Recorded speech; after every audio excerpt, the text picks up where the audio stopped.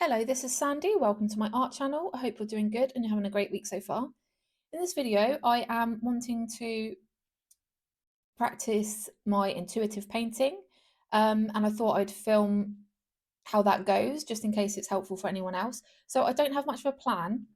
The only plan is I want to use acrylics, and I'm thinking I would like to kind of experiment with abstract landscape painting, but we'll see how it goes. But anyway, the idea is start off with one sheet of paper, tape it up, do some initial layers, create some textures, and then dry it off, take the tape off, and work on the individual pieces more intentionally.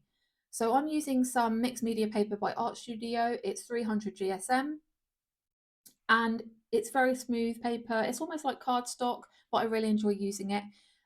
It can be any paper really, just as long as it can handle wet media. So I'm just going to talk you through some of the paints I'm going to be using today and then some of the materials. So I have some olive green light by Amsterdam,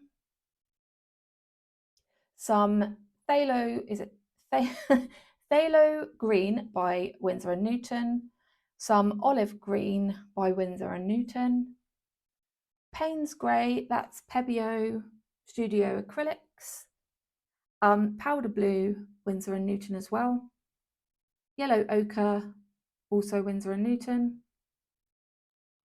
some cad yellow light. I think basically they're all just Winsor & Newton now. Some opera rose, I love opera rose, really punchy bright pink, permanent magenta, and some cadmium red. So I've got a lot of colours for the simple fact that, oh sorry, I'm also going to use some white and some black gesso as well. So I've got quite a selection of colours there, and the reason being is I want to, because I'm doing it spontaneously in the beginning, I want to be able to grab a lot of paint off the get-go just to get a load of colours down. So I've just got quite a big selection. So as for the mark making tools, as I said before, I don't have much of a plan. I never have much of a plan, but I specifically bought these filling knives recently. We were doing some DIY, and the first thing I thought was, oh, these would be really fun to try with, to use with painting. So that's what I've done. I've kept them aside, and I really wanted to just see what they would do and see what effects they would make. So these are the tools that inspired this video, really. I wanted to just see what I could create with them.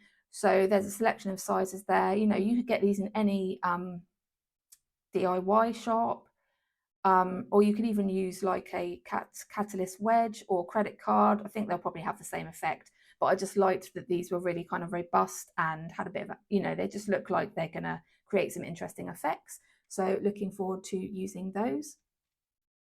I've also got a selection of brushes. I've got this brayer. It's from my jelly plate, and I love using this. It makes really nice kind of marks, and just, yeah, a selection of tools that I thought would be good for making textures. I've got these oval brushes. These are fantastic for like kind of foliage. They make really kind of nice marks if you want to do trees and things like that.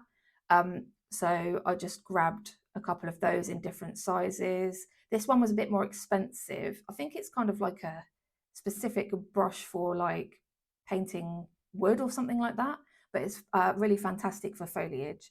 These are just some cheap brushes. I think they were from the range as well, really, really cheap. Not quite so good, but they still, do the trick, and they create some nice textures and things like that. I also have grabbed, as I said, the brayer and some other random kind of brushes. I've got a palette knife because that's always good for creating like thick, heavy texture, which is something I'm into. Also have this catalyst wedge, kind of, I'm imagining going to kind of be similar to the filling knives, but I just thought, just grab it just in case, because it has got that slightly smaller section where you can create some smaller kind of marks. Just some everyday brushes, just, just to create some variety in the marks, really. I've got this sponge brush to apply some paint as well. And these are some random mark making tools just to scratch into the paint to create some scratchy effects. I've just got this like little tiny screwdriver kind of tool, and just this stick that I've had for ages, but I like using it to scratch into the paint. I've also got some random little bits of sponges. I thought they might be good for foliage and things like that. So here I am getting stuck in. I've sped the process up just because it was such a long process. We would be here for hours if I did it in real time. Because to build up a lot of texture and layers, you kind of need, it takes a bit of time. So I've just sped it up for you. So I'm adding the cad yellow and the opera rose first of all, and I'm putting a load of water down first of all. What I was thinking is I wanted some variety in the thickness of the paint. So I'm going in with a thinner layer initially. No rhyme or reason at the moment, just adding paint on with a lot of water. Just grabbing some of the warmer colours. I thought that would be a nice background, like a warmer backlit kind of effect almost. So I'm just going in with opera rose again now, just trying to build up that thickness and just adding layers really. And again with the cad yellow. I'm really just at this stage just not thinking what I'm doing. I am acting on pure intuition and grabbing what comes to mind. Really getting out of your thinking brain and going into your right brain, your like intuition. What I'm trying to do is not think logically about it, because then I get controlling and try and make something out of it before it's even begun. And that's when I personally tend to get into a bit of a kind of funk and I don't enjoy it. So I'm just adding on a bit of the powder blue as well, and just using that sponge brush just to, move the paint around. I'm really honestly not thinking at all about anything other than the joy of painting and watching the colors blend together, and how it feels, what colors are calling to me, what do I think would go well with the orange and pinks and reds. So I'm going in for more of the powder blue now, and like I said, just not really trying to not think too much and be spontaneous, be quick, have fun, just adding that paint, blopping it down and doing what feels right. So it was getting quite heavy with some of the paint on the bottom, and so I'm just kind of dabbing that up with the tissue paper or the kitchen roll, and I was enjoying how that felt to take some of the paint off. So I'm now playing with the paper towel and just kind of scrubbing that into the paper and taking some paint off, lifting it up, just experimenting with that now, which is really fun because you can see spreading that paint around is quite effective. At this stage I was getting a bit hung up on the one on the top right hand corner, because I was enjoying how that looked and I already was wanting to turn it into something, and I thought, no, it's too soon, just keep going, don't control it, you want to be surprised, you want to kind of go a bit deeper.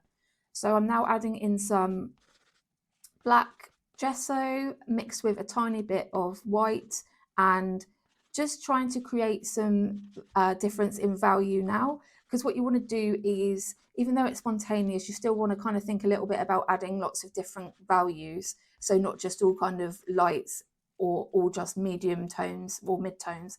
You want to kind of get a good variety of tonal values in there, even if you're kind of trying to be spontaneous, because that's what you're going to be if you want to see something within the images, you kind of need that difference in value to give you the illusion of form, if that makes sense. So just going in with the kind of black and white now and just adding in some, different tonal values. And I'm using the catalyst wedge and now going in with the filling knives and just scratching right into that paint, trying to make some nice textures and effects. So I'm now thinking, as I added some scratchy marks with the scraper tool, I'm now thinking I want to contrast those marks with some smoother lines. So I'm using the brush to create some smoother textures amongst the kind of scratchy ones.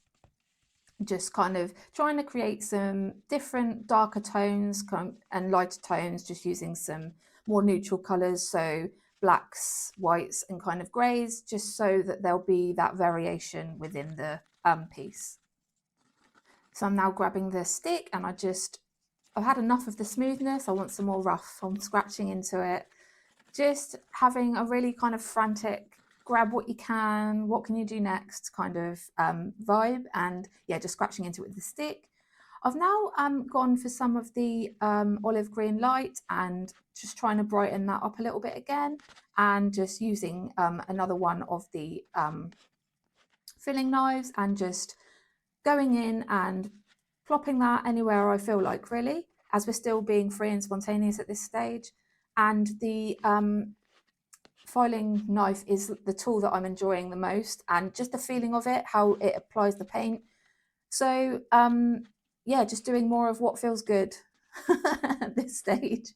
So yeah, just going in with that knife and just adding on some green. I'm now going in with the palette knife and adding in a darker green. So that is the phthalo green, and just plopping that in. Again, still randomly at this stage. I'm not trying to control anything, just trying to create lots of texture and different values, really. Now just adding in a bit of that yellow as well.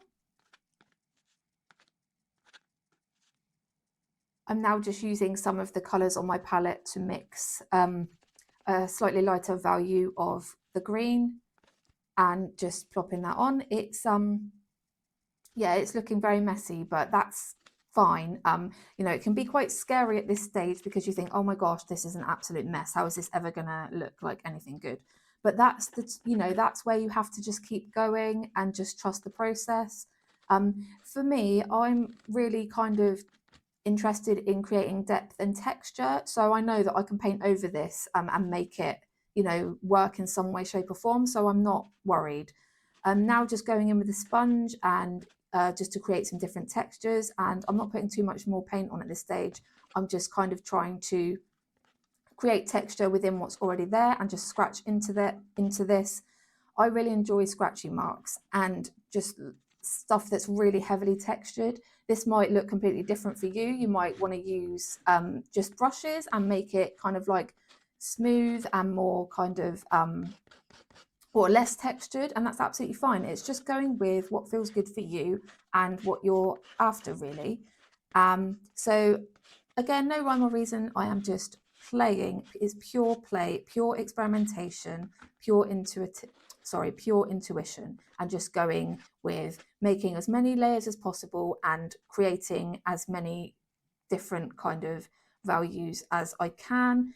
At this stage, it's looking a bit muddy, so I'm putting some pure colour down. I'm using the permanent magenta and going in with a different tool now, using the brayer, and I'm just going over the whole piece and trying to create different marks within the piece as a whole.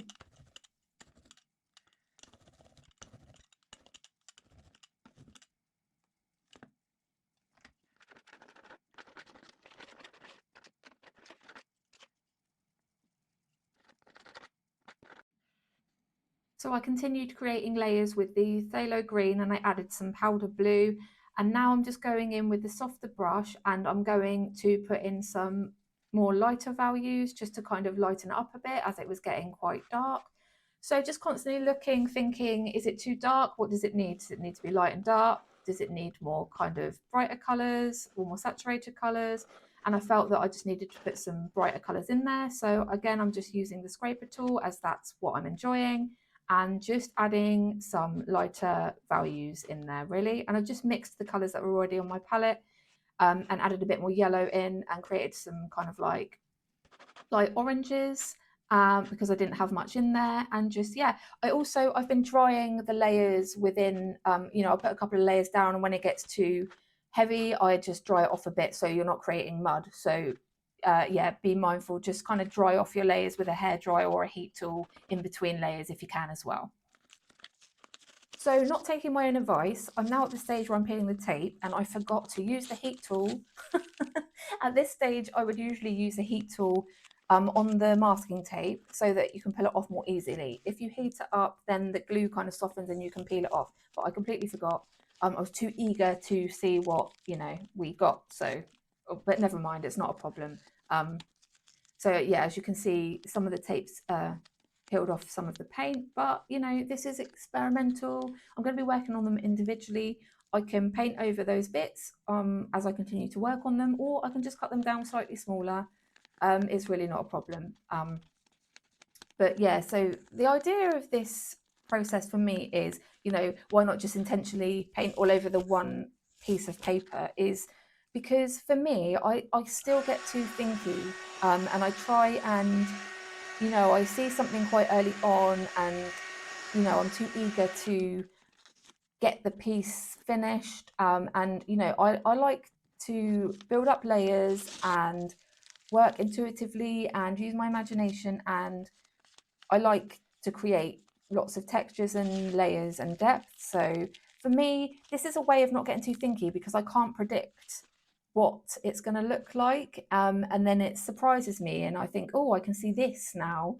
It's unexpected. So that's why I like to work this way particularly. So I've cut the pieces up into individual squares, and now you just have 4 individual pieces to experiment with and work on your skills. And, it's just a good way of experimenting in a really low pressure way. And you've got a really good base layer to work on now. There's loads of texture in there. You've got different values. Um, and you can just kind of look at them and think, what can I see? Can I see anything? Is there anything that speaks to me or sticks out to me? And then try and bring that to the forefront. Um, for example, can I see any areas that look like a lake or like trees, or is there an area that looks like a beach or a scene, or even stuff that you don't intend to? I mean, you might intend to start off with a landscape idea, but you could see like little figures in them, and you could try and bring them to the forefront, that type of thing. So I'm just going to look through these pieces and pick one to start with and just see if I can bring any of these to life as a abstract landscape. So nothing's initially jumping out to me. So what I'm doing is I'm just using the same colors, and I'm just going to add more layers to these individual pieces and see if anything will emerge once I've added some different elements to them. So for this one, I was thinking I'm going to brighten it up a bit, add some brighter values or some more lighter values, and just add little bits in and see where we get to. Really, I don't want to cover it too much in thick paint, so I'm trying to do it in kind of like glazes and thinner layers so that I don't cover up everything we've got. Because if you put too thick paint on these, then it looks very disjointed. So what I'm doing is just putting some white on, and I'm spritzing it with a bit of water, and I'm just trying to kind of act like, make it almost like glazing, so it's not covering the whole piece.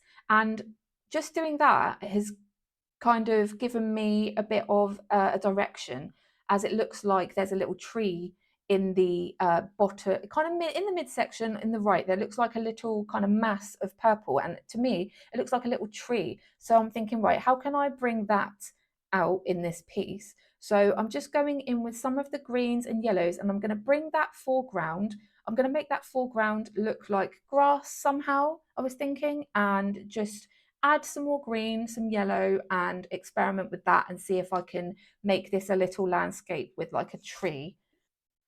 So I added quite a bit of green to the bottom, and it's getting a bit mushy down there. So I'm just leaving that for a minute to dry off. So I'm adding a bit of kind of the powder blue and the grey and the white to the sky. And I used a brush just to apply that. But now I'm going in with the scraper tool, and I'm just trying to scrape some of that off so it's not a really thick heavy layer of white, because that's quite opaque and I still want to see the layers beneath. I want it to look quite like opal, kind of like layered, and it kind of, it's reminding me of like a twilight scene. I don't know if you kind of like, with that kind of late evening light peeking through, that kind of opalescent like effect. I think that's what I'm kind of getting at this stage, and that's what I'm trying to bring out. So this is where I'm at. I just added some brighter green to some of the olive green light to the foreground. I let it dry a little bit, and I just added a little bit of a brighter green because it was looking a bit dark. And I'm really happy with where this is.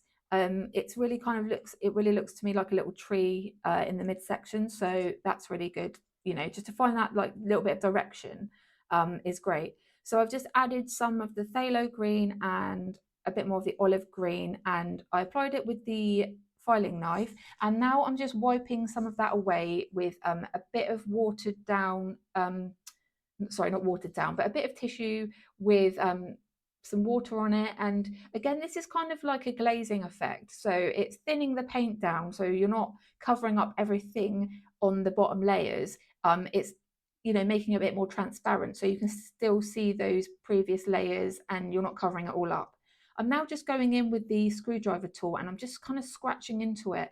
I want it to be like grassy, so I'm just thinking, oh, what effects can I create? So just scratching into that with the screwdriver, and yeah, just still being really experimental actually. You know, just really enjoying the process, being experimental, seeing what effects I can create.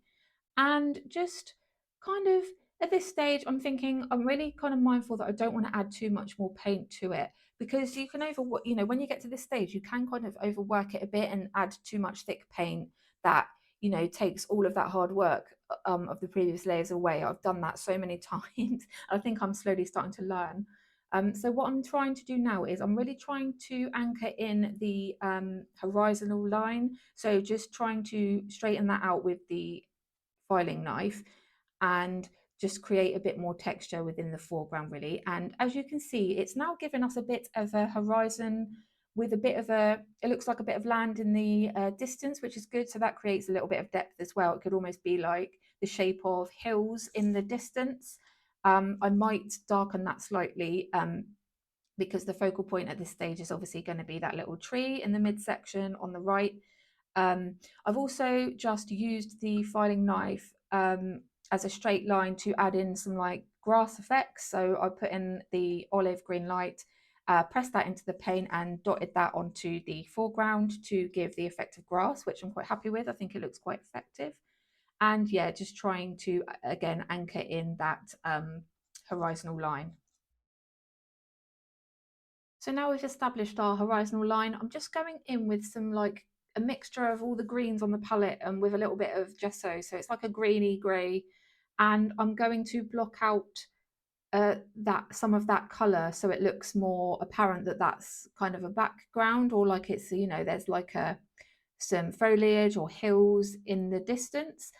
Because they were still quite bright colours, they were taking some of the attention away from the focal point, which is going to be that tree area.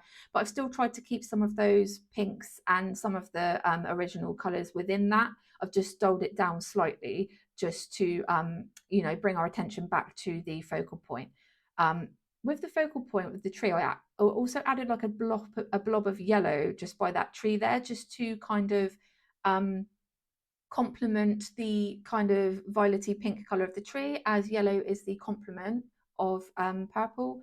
And it kind of acts like, you know, like the sun behind the tree or something. It's kind of giving like a dusky landscape vibe, you know, like going for a walk late in the evening and then the sun's just starting to set, and it's giving me those kind of vibes. So that's good. And yeah, just kind of faffing about with the background, just trying to take some of that color off just so it, you know, didn't look really heavy and it was pushing that back into the background a little bit more. So now what I'm thinking I'm going to do is try and bring out that tree a little bit more.